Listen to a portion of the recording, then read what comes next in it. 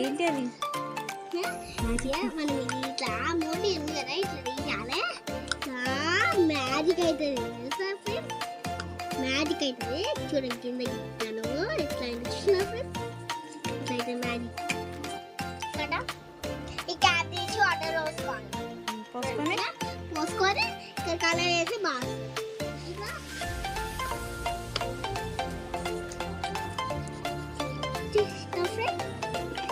మంచిగా వచ్చిండ్రా.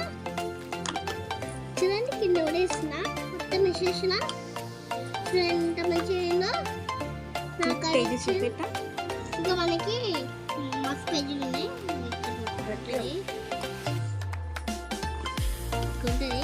చూడండి బొమ్మ